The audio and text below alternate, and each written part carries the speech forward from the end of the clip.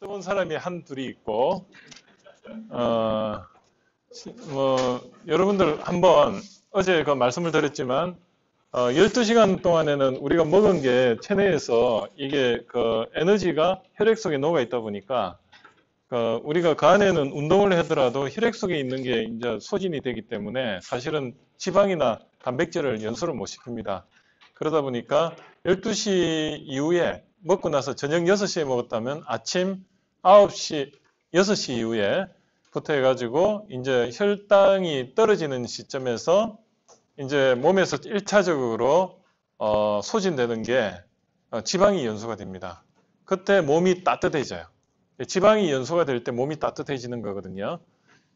그럼 이제 내가 운동을 했더니 어떨 때 몸이 잘 안 따뜻해지고 그냥 땀만 나. 그건 지방이 연소가 안 된 거예요. 근데 몸이 뜨끈뜨끈해지면서 이렇게 되는 거는 지방이 연소된다 보시면 되고, 우리가 이제 책 중에도 그런 게 있어요. 몸의 온도를 1도씨로 높여라. 그러면 몸에 암이 다 죽는다. 실제로 맞아요. 그래서 우리가 심장이 암 걸린 사람 봤어요? 허벅지에 암 걸린 사람 봤어요? 몸의 장기 중에 온도가 높은 데는 암이 잘 안 걸려요. 희한하죠? 그런 원리가 있고, 그래서 우리가 몸의 체온을 36.5도, 37.5도인데, 한 38도 약간 올려놓으면요, 기분이 좋아져. 그렇죠. 몸에 열이 좀 나면서, 실제로 사람이요, 가장 기분이 좋을 때가 약간 운동을 해가 몸이 약간 후끈해졌을 때가 모든 생각이 긍정적으로 흐를 확률이 있어요. 그래서 몸이 이걸 몸을요, 의도적으로 약간 따뜻하게 해주면요, 정신 건강에 좋습니다. 그 원리는 다음에 한번 설명을 하겠는데, 그래서 우리가 아침에 6시에 일어나면, 그때는 이제 어때요? 저녁에 이제 밥 먹고 나서 뭐 섭취한 게 없으니까 운동도 안 하고 그냥 가만히 있으면 그냥 몸이 싸늘하잖아. 그러다 수분도 많이 빠져나갔고, 그럼 6시에 뭘 하냐면, 물을 500ml에서 1리터 정도를 0.5리터에서 1리터를 억지로 먹어줘요. 그럼 거기에 오전 10시 이전에 밥을 안 먹을 때는 그걸 먹어주면 일단 몸에 그 빠져나간 수분이 밤새 빠져나갔던 게 수분이 보충이 되면서 보충이 되는데 더 중요한 물의 역할이 뭐냐면 뭐겠어요? 이게요, 몸에 전해질을 보충을 해줘가지고, 물은 뭐죠? H2O죠. 네? 이게 이제 새로운 물이 들어오면서 그게 전해질로 변하면서 이온화가 되면 H 플러스 H 마이너스 O 플러스로 되는 거예요. 그러니까 H2O가 이온화가 되면서 어떻게 되죠? 산소가 플러스고 수소는 마이너스잖아요. 전기 분해되면. 그 상태에서 몸에 돌아다니면서 지방을 연소를 시키시죠. 그런 원리가 있어요. 그래서 물도 질이 중요해요. 물이 좋은 물을 먹는다는 것은 몸에서 이온화가 빨리 되면서 지방을 연소를 시켜줘요. 그래서 물을 먹으라고 해요. 그럼 물을 먹으면 그 찬물을 먹는데도 불구하고 몸에 섭수가 되면서 이온화가 되면서 어때요? 그게 지방의 그 지방하고 지방산하고 접촉이 되면서 어때요? 그게 H2O에서 물을 먹었더니 산소가 몸에 축적이 되잖아. O 플러스가 뭐죠? 옥시잖아, 옥시. 그게 지방과 결합이 되면서 열이 나는 거야.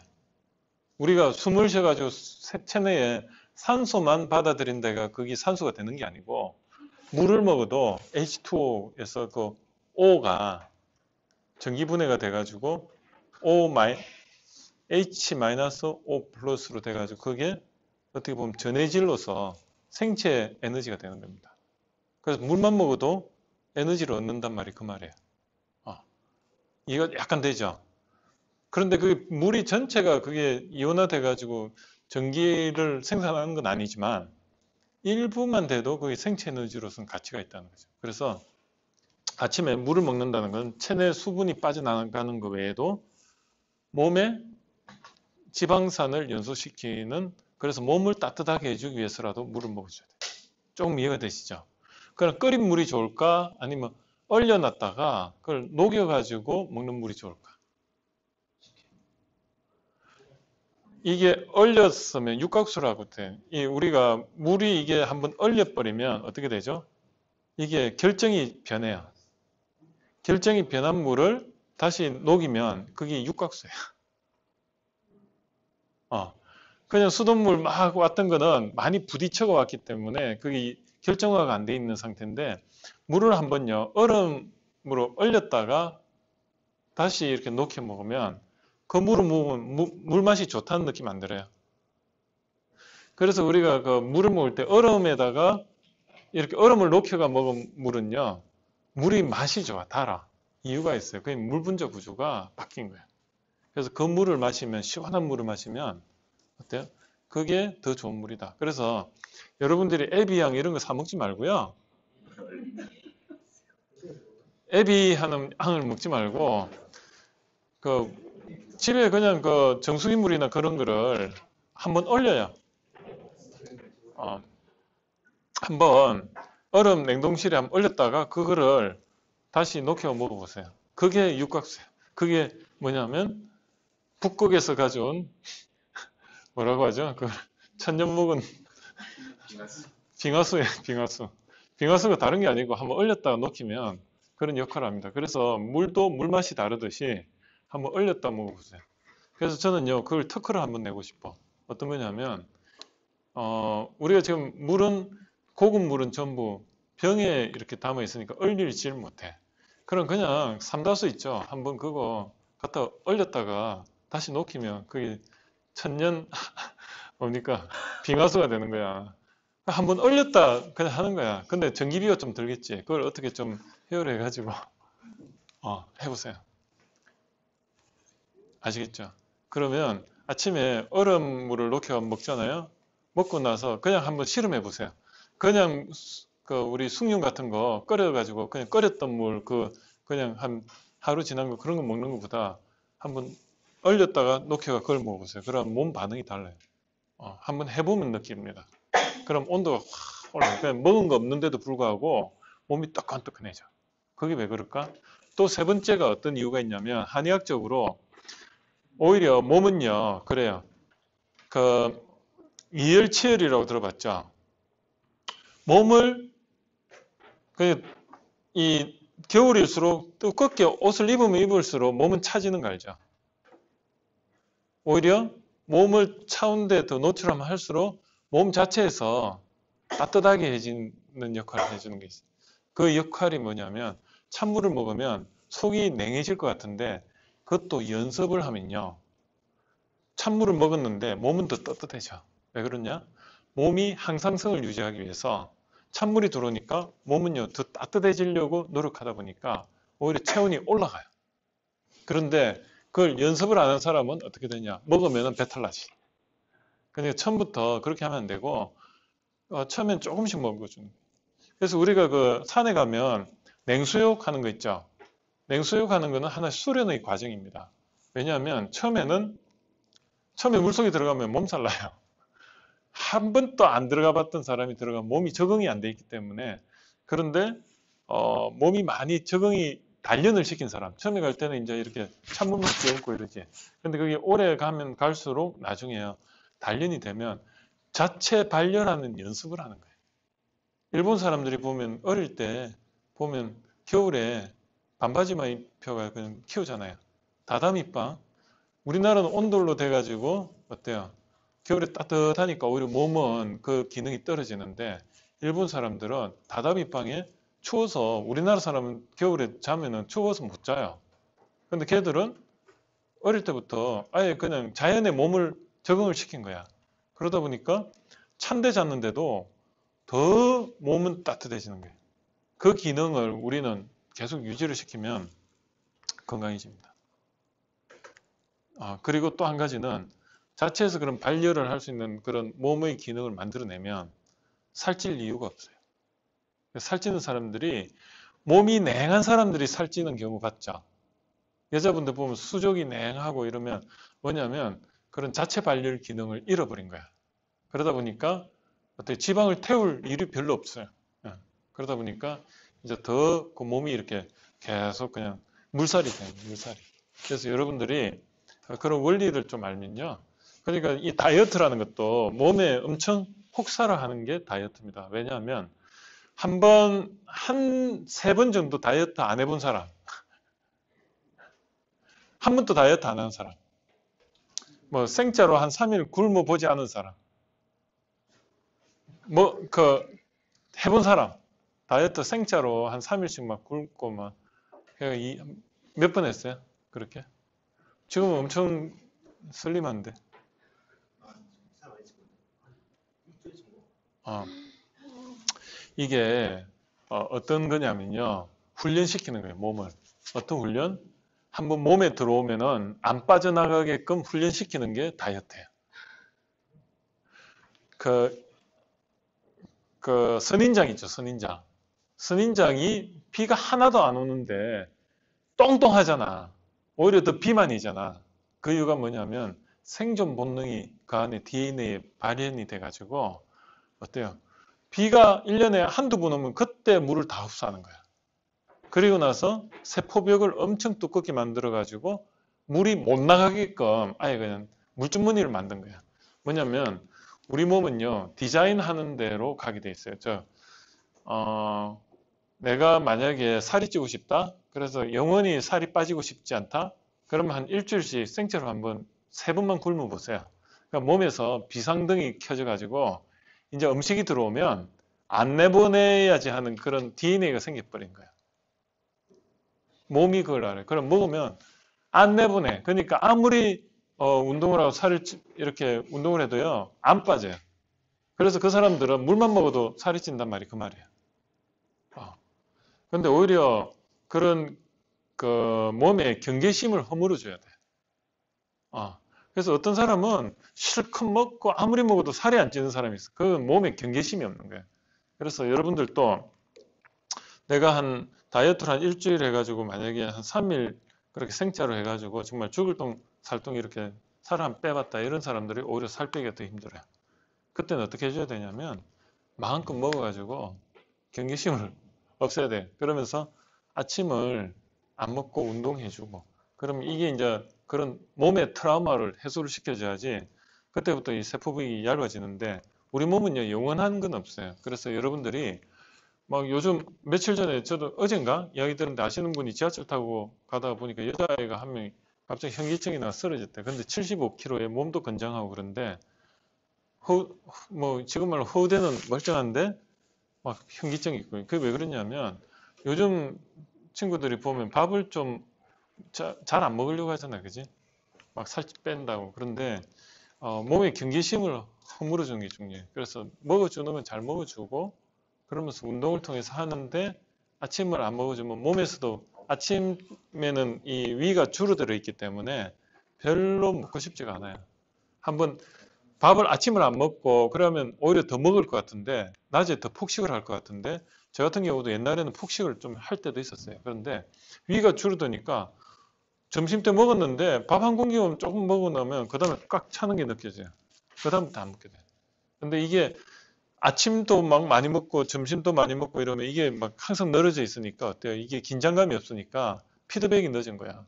이만큼 늘어져 있는데 또 먹으면 계속 차이고 그러니까 위가 이게 한마디로 고무풍선 물주머니가 그러니까 긴장감이 없이 이게 이제 늘어져 있는 상태지. 그럼 위장장애가 오는 거예요. 그래서 그 안에 뭐가 안 채워져 있으면 이게 늘어져 있으니까 어때요? 센서가 뭔가 채워 넣어야 되니까 안 채워 넣어지니까 이제 어떻게 돼요? 이게 늘어져 있으면 어떤 상태가 되냐면 위가 뭔가 들어왔다고 오판을 해가지고 위산이 계속 나오는 거야. 근데 위가 낮에는 좀 늘어났지만 저녁에 아침에 한 끼 정도 안 먹으면 그대로 이렇게 줄어들어 있다가 또 늘어났다가 하루에 또 줄어들어가서 좀 쉬고 있다가 이게 계속돼야지 센싱이 이제 작동이 돼가지고 낮에 먹었을 때도 내가 배가 부르니까 손을 놓게 되는데 이게 안 되니까 계속 늘어져 있는 상태가 365일 된다고 생각해 보십시오. 위암이 올까 안 올까? 위가 피로해진 상태니까 방어력이 떨어져 있으니까 위암이 오는 거예요. 계속 이 몸을 혹사하면요 두드러기 나는 거 있죠? 그땐 쉬어줘야 돼요. 안 쉬어주면 그건 어떤 거냐면 어제 말씀드렸듯이 내 몸에 그 지방 분권화가 무너지는 거예요. 그래서 강력한 중앙 집권제가 돼야 되는데 안 되니까 이제 여기서 막 두드러기가 나기 시작합니다. 그때는 잠을 자가지고 면역력을 키워준다는 말이 그 말이거든요. 그럼 이제 몸을 한번 중앙집권제로 돼가지고 암이 발현을 못하도록, 암은 항상 나와요. 근데 우리 몸이 그걸 못하도록 억제를 할 뿐이에요. 자, 그 프레임은요, 이제 들어가 보면 N 차원이라고 돼 있는데, 차원이 뭘까요? 차원이. 차원. 그냥 아무 정답이 없어요. 시간, 공간. 그렇죠. 시간, 공간, 맞아. 그걸 또 다른 말로 표현하면 그냥 차원. 차원이 다르다. 레벨이 다르다. 기준, 차원. 예, 한번 물어볼게요. 차원. 생각 안 해도 돼. 그냥 말하면 돼.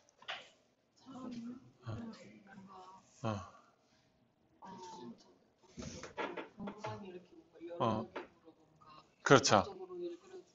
맞아. 또 차원. 경계, 또 차원. 모르겠다. 또 차원. 다른 세계. 차원. 수준. 또 차원. 시각. 특정을 할 수 있는 기준축. 기준축. 여기 차원. 생각. 여기 4차원. 그 다음에 차원. 오케이. 그 차원이 이런 거예요. 우리 여기 언어학 공부하시는 분, 어느 쪽에, 뭐 영문학이라든지, 지금 무슨 영문과요? 이거 영문권하고 우리나라하고, 음식 맛에 대한 표현이 우리나라가 단어가 많습니까? 영문권이 많을까요? 많죠. 그러면 그 단어 하나하나가 차원이에요. 그러니까 차원이라는 게 그 워드입니다. 워드. 단어 하나하나가 인식이 되는 건 차원이 발생하는 겁니다. 차원이라는 거.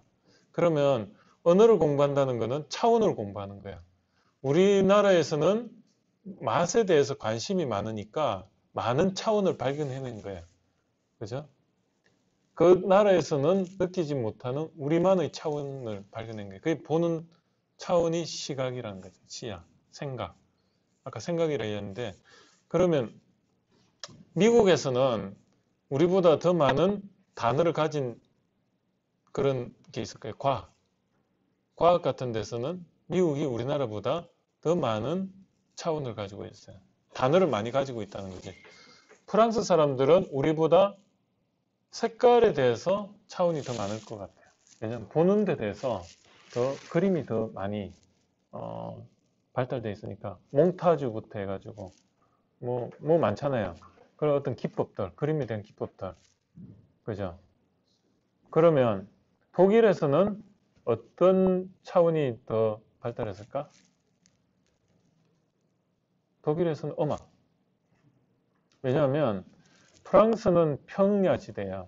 눈으로 많이 보니까 시야적으로 그림이 발달할 수밖에 없다. 그런 컨셉이 많은데 독일은 어떨까? 독일은 숲이 많아요. 숲이 많다 보니까 기가 발달했어. 음악이 발달했어. 그래서 포르테, 메조포르테, 안단테, 음악에 대한 어떤 고저장단 이런 게 많이 발달했어요. 그럼 독일이 정밀 기계공업이 발달한 이유가 음악에서 발달했다고 봐요. 왜냐? 기계가 조용해야 되잖아. 눈으로 봐가지고 확인이 안 되는데 소리로 확인이 되는 부분이 많아요. 그걸 진동이라고 해요. 그래서 독일은요, 진동에 있어서만큼은 타이 추종을 불어요. 센서 같은 거. 그래서 제가 로봇을 하기 때문에 독일에 있는 어떤 특정 기구들이 센서티비티한 부분은 어떻게 보면 독일 사람들이 독일 제품이 최고야. 모터부터요. 그런 어떤 기계공업은 결국은요, 촉감, 센스, 어떤 그런 거예요. 그래서 독일어가 보면은 어떤 소리나 아니면 그런 감성적인데 표현이 더 컨셉, 차원이 많을 수밖에 없어요. 그래서 차원이라는 거는 컨셉이에요. 이해가 되죠? 그래서 컨셉이라는 거는 결국은 생각의 그 어떤 지평인데, 그래서 여러분들이 왜 이런 이야기를 하냐면, 프레임은요, 차원들의 조합이에요. 예를 들어가지고, X축은 차원을 뭐로 둘까? 뭐, 예를 들어가지고, 어떤 기준이 있으면 효율이라는 어떤 컨셉. 효율은 뭐죠? 투입 대비 효과가 큰 거. 그쪽을 하나 두고. 그 다음에 Y축은 효과라는 말 그대로 효과를 축을 줬어. 그러면 효율은 뭐죠? 효율은 내가 쉽게 할 수 있는 게 효율이 큰 거고. 그 다음 Y축은 말 그대로 파급 효과가 큰 거지. 그럼 Y축의 파급 효과가 크다는 것은 니즈가 큰 거고. 그리고 X축으로 효율이 크다는 것은 내가 쉽게 잘할 수 있는 거다. 그러면 효율과 효과가 가장 크면은 그게 뭐죠? 가장 우선적으로 해야 될 거잖아요. 그러면 그런 축을 하나 프레임을 만든 게 뭐죠? 그거를 우리가 전략적 툴이라고 해요. 그 전략적 툴은 그 범위를 벗어나지 않아요. 예를 들어가지고 효과 좋은 건 뭐죠? 시장에서 원하는 게 많으니까 수압 분석에서 opportunity가 되고, 그리고 효율이 좋은 거는 내가 강점이잖아요. 내가 평소에 작은 노력만 했는데도 남들보다 아웃풋이 좋은 거야. 그건 예를 들어가지고 남들은 그렇게 열심히 막 그렇게 한 3, 4일을 그렇게 고민하는 거를 나는 그냥 절박하면 한두 시간만 하면은 아웃풋이 나오는 거야. 뚝딱뚝딱. 그게 자기가 해야 되는 거야. 그래서 세상을 살아가는 데 있어 가지고 제일 행복한 사람은요. 내가 그냥 나는 쉽게 하는데 세상이 효과가 좋은 거. 그거를 찾아내는 거를 설계라고 해요. 그걸 매칭이라고 해요. 효율적인 측면하고 효과적인 측면을 키워드를 만들어내고 그거를 조합을 해가지고 내가 중간에 효율과 효과가 가장 좋은 어떤 스토리텔링을 한 아이템을 찾아내는 게 나의 직업이 될 수도 있고 나의 사업 아이템이 될 수도 있는 거예요. 그래서 아이템 발굴은 결국은 그런 효율과 효과적인 측면에서 어떤 내가 잘할 수 있는 어떤 아이템을 찾아내면 그게 행복한 거예요. 사회적 기업은요, 어떤 게 사회적 기업이냐면 내가 쉽게 잘할 수 있는 어떤 제품이 있는데 이게 세상이 원하는 제품을 만들어내면 명분이 있잖아요. 그죠? 그게 사회적 기업이에요. 근데 똑같이 만들어내는데 그 명분 없이 단지 내가 잘할 수 있고 돈을 목적으로 하는 기업을 악덕 기업이라고 해요. 똑같은 걸 만드는데 왜 그렇게 사냐 이거지. 제가 이렇게 강의를 하지만은 저는 행복해요. 왜 행복하냐? 제가 만약에 강의를 좋아하고 내가 이게 굉장히 쉽고 좋았어. 근데 내가 누구도 인정을 안 해줘. 그럼 어디 가서 그냥 내가 누굴 붙잡고 술 마시면서 이야기하면 그거는 그냥 푸념의 친구들 사이에서만 인기가 좋아. 그러면 어떻게 되죠? 그거는 그냥 자칭 만물박사인 거야. 그런 사람 많잖아요. 그런데 이거를 세상이 원하는 세상으로 나와가지고 이런 고객, 어떻게 보면 여러분이 나한테는 고객이잖아요. 고객을 찾아내고 내가 또 그런 어떤 고객이 원할 만한 것 중에 내가 잘할 수 있는 거를 매칭을 시켜 강의 아이템을 만들어내고 그거를 내가 한 3년 정도 봉사를 했어. 뭐 나를 불러주면 돈을 안 받더라도 가서 봉사를 했어. 그러면 어떻게 되죠? 그 사람들은 내가 어떤 걸 하는지를 벌써 이제 알고 있는 거예요. 그 다음에는 어떻게 하죠? 3년 후에는 돈을 제가 받고 가는 그런 상황이 발생해요. 그거를 뭐라고 하죠? 창업이라고 해요. 그게 진정한 창업입니다. 그래서 여러분들한테 제가 박사를 하시라는 이유는 취업을 해가지고 공부를 계속하면서 파트타임이든 풀타임이든 박사가 되라는 말은 내가 잘할 수 있는 걸 찾아내고요. 그게 잘할 수 있는 게 뭐죠?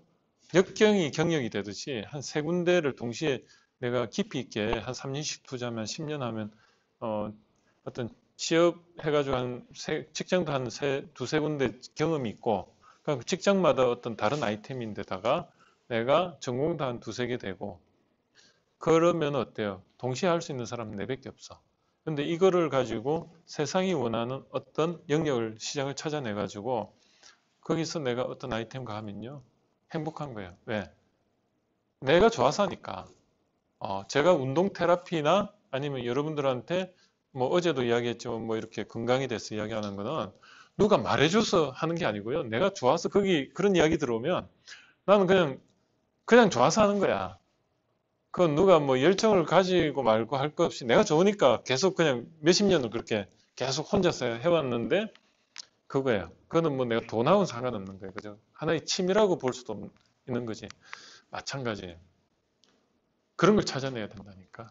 다른 사람은 관심이 별로 없는데 나는 그냥 그것만 이야기가 나오면 신나는 거야.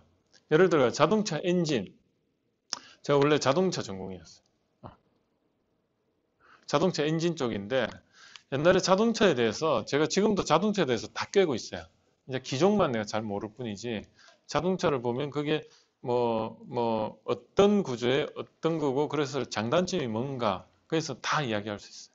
나중에 트리즈 할 때도 그런 이야기를 하겠지만 우리나라 자동차와 외제차의 그 차이점 그럼 거기서 나오는 모순이 뭔가 이런 데 대해서 다 이야기 드릴 수 있어. 왜? 내가 관심이 있으니까. 내가 관심이 있고 세상이 원하는 걸 했으면. 근데 보통 사람이 취미로만 그치는 거는 세상이 원하는 쪽을 찾아내질 못하니까 그냥 취미로 그냥 끝나는 거예요. 취미로 끝나다 보니까 어때? 그냥 돈이 안 되는 거야. 그게 예술가야. 예술가는 그냥 자기 좋아서 하는 거야. 근데 돈이 안 돼, 돈이. 돈이 안 되다 보니까 어때요? 불행한 거야. 당대에는. 배고픈 거야. 그죠? 그런데 또 한편에서는 세상이 너무 편협이 해가지고 넌 앞에 그냥 세상이 원하는 것만 하지 자기가 원하는 걸 못하는 사람들이 지금 현실의 세상이잖아요. 항상 그 자기가 좋아하는 거는 나중에 취미로 하고 그래서 세상이 원하는 거에만 맞춰가지고 살다 보니까 이중생활이 되잖아. 낮에는 뭐 하죠? 직장에 대기업 뭐 임원으로 이렇게 있다가 저녁 되면 막 춤추면서 이러고 있잖아요. 하하하, 그죠? 매칭이 안 되는 게 매칭이 안 되는 거야. 내 아는 친구들이 그렇다니까 지금. 뭐 하는지 아는 방송 댄스. 상상이 안 돼. 저보다 한 2살 많은데. 뭐냐면 자시려는 욕구가 강하다 보니까 내가 이렇게 만약에 내가 대기업 이렇게 와 이렇게 여러분들 오늘 했죠 했는데 저녁에 변신을 하는 거야. 탁 이제 퇴근하면서 차에서 그냥 옷 다 벗고 그냥 슈퍼맨이 되는 거죠. 그때부터 합시다 이러면서 말이 안 되는 거야. 이게 작금이라니까. 여러분들 그렇게 살 건가? 아니면 낮에도 이렇게 살는데 세상이 알아주고 존중을 해주면 얼마나 좋아. 그러니까 낮과 밤을 일치시키는 삶이 좋지 않아요? 그죠? 내가 그냥 낮에도 그냥 막 좋아하는 일을 하는데 통장에 돈이 꽂혀. 행복하잖아. 그런 삶을 사시라니까. 예? 기가 막힌 삶? 그래요.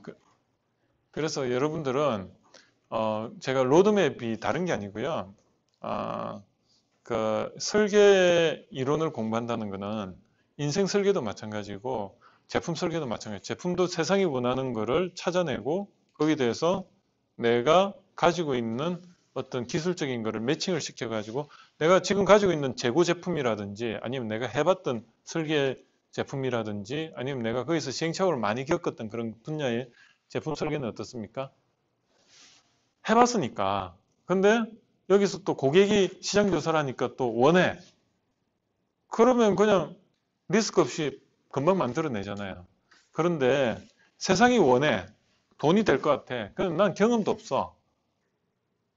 그러면 시행착오 엄청 겪죠. 그죠? 그게 설계 잘못하는 거예요. 아니면 내가 설계는 하긴 하는데 세상이 원하지 않는 엔지니어로서의 고집. 내가 좋아하는 건 자꾸 더 하고 싶은 거야. 근데 세상이 원하는 건 이쪽인데 나는 그냥 이것만 계속 해가지고 나중에 이제 그 창업하신 분들 저도 이제 심사를 하지만 이렇게 와가지고 뭐 디스플레이 하잖아요.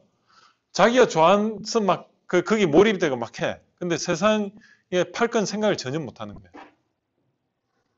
수단만 있지 목적이 없는 거예요.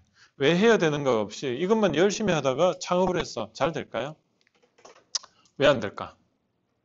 안 되는 이유는 정신적 에너지가 떨어져서 그래요. 왜냐면 파이 세상에 알아주지 않고 자기 혼자 하는 건 예술가 외에는 배고픔을 견뎌낼 수 있는 사람이 별로 없어요. 그러면 이제 다시 직장 들어가는 거지. 그래서 한 6개월 하다가 이 정도 해가 이제 경험 쌓았다. 꼬리 내리고 이제 퇴직금 다 날리고, 날렸다는 표현은 그렇고 생활비 다 쓰고, 그리고 다시 이제 직장 들어가는 거예요. 그 사람은 평생 창업을 할 수 있을까? 못해요. 왜? 왜 못할까? why를 못 찾았으니까. 그래서 저도 마찬가지지만 세상이 원하면서 내가 잘할 수 있는 걸 찾으면요.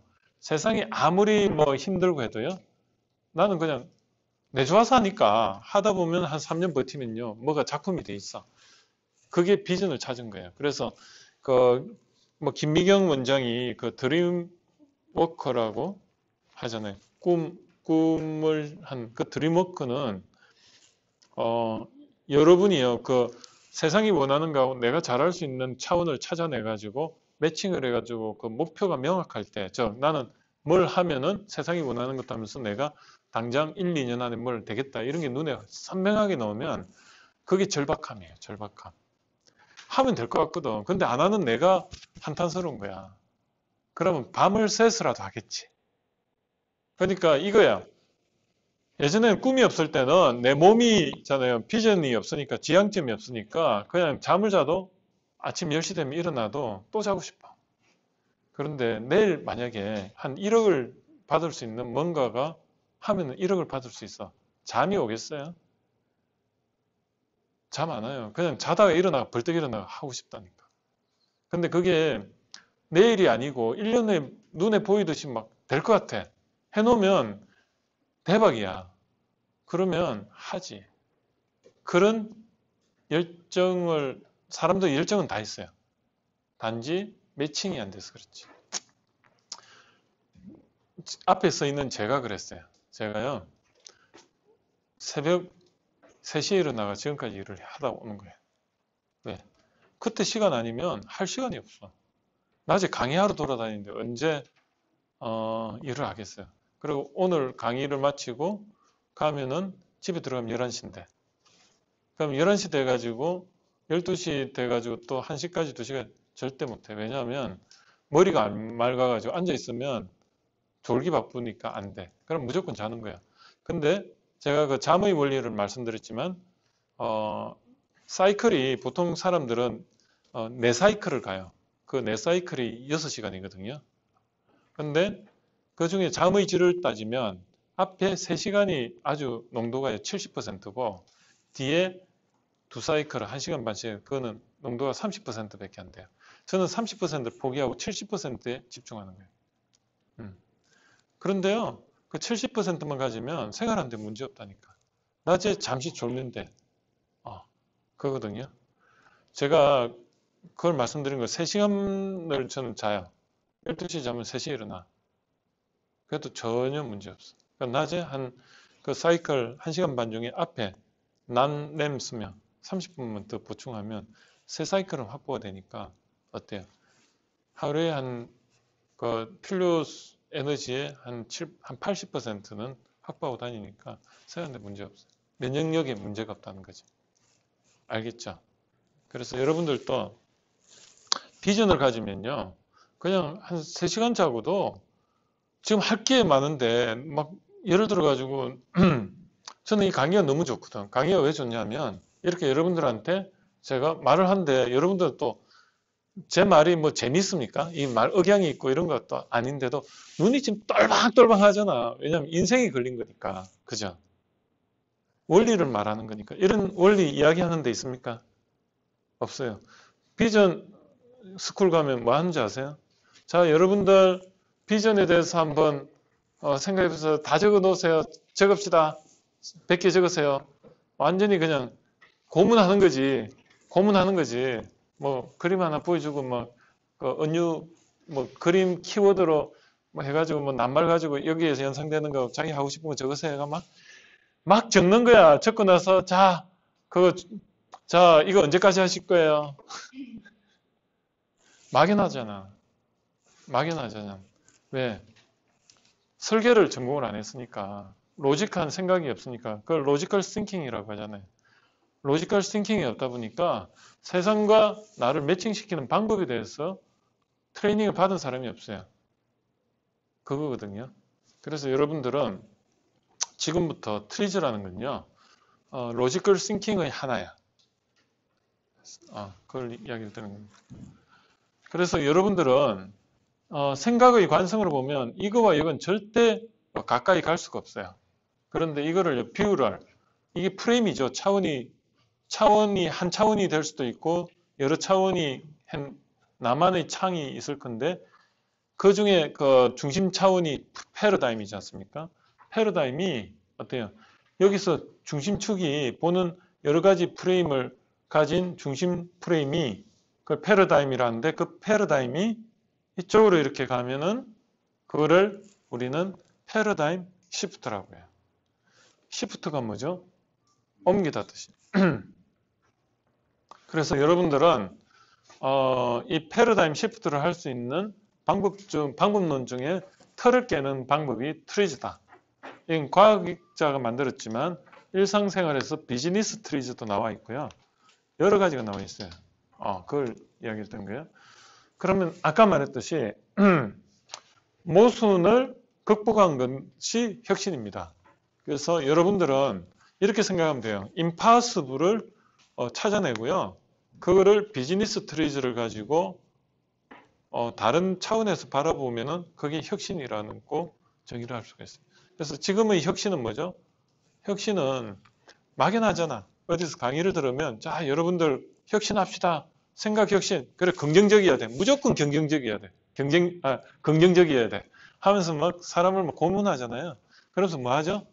지도 하나 주고 산에 가서 뭐 어디까지 찾아갔다 와. 이런 이상한 짓을 막 시키잖아. 그지?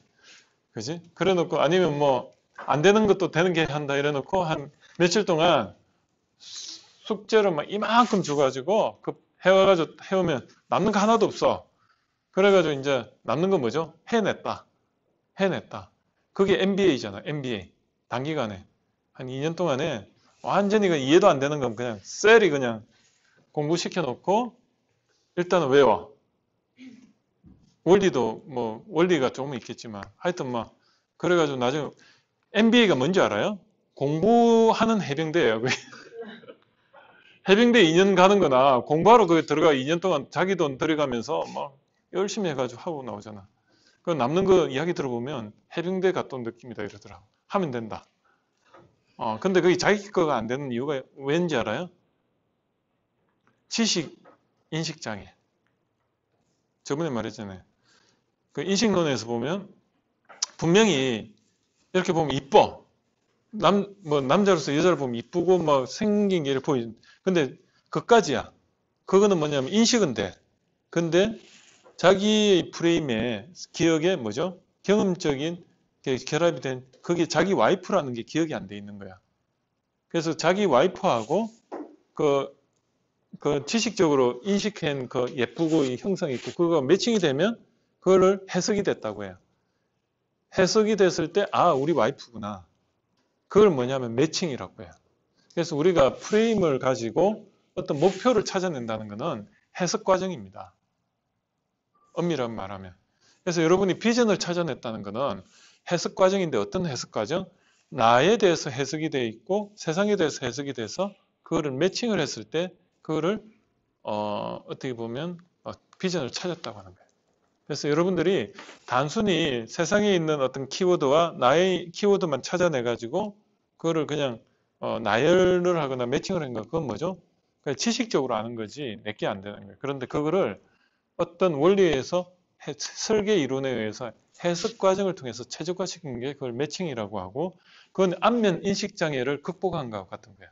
그래서 여러분들한테 트리즈를 강의하면서 앞으로 20시간을 공부하는 거는 24시간을 공부하는 거는 그런 지식 인식 장애를 극복해서 진정한 나의 그 비전을 찾는 데 도움이 되면 그건 좋은 거죠. 쉬고 할게요. 12시부터.